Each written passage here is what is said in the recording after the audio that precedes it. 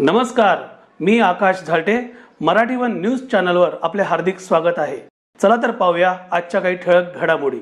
बल्याणीत 40 वर्षीय महिलेचा शेजाऱ्याकडून विनयभंग, टिटवाळा पोलीस ठाण्यात गुन्हा दाखल.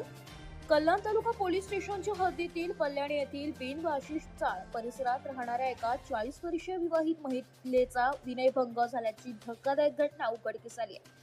या प्रकरणी शेजारी राहणाऱ्या वकील विश्वकर्मा यांच्या विरोधात तक्रार दाखल करण्यात आली असून पोलिसांनी पुढील तपास सुरू केलाय.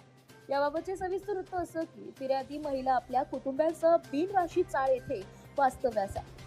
त्यात 13 मे 2024 रोजी सकाळी आपल्या मैत्रीण यांच्यासोबत नेहमीप्रमाणे जॉगिंगसाठी माता मंदिर रोडकडे जात होत्या. यावेळी सकाळी सुमारे 8 वाजेच्या दरम्यान शेजारी राहणारा आरोपी वकील विश्वकर्मा याने त्यांचा पाठलाग करत त्यांच्याशी बोलण्याचा प्रयत्न केला.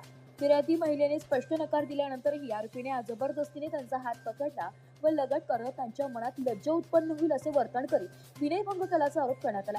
या घटनेमुळे परिसरात खळबळ माजली असून महिलेच्या तक्रारीवरून आरोपी विरोधात गुन्हा दाखल करण्यात आला.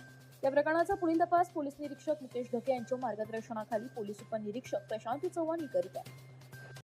तर या होत्या आजच्या काही ठळक घडामोडी. उद्या पुन्हा भेटू याच ठिकाणी. धन्यवाद.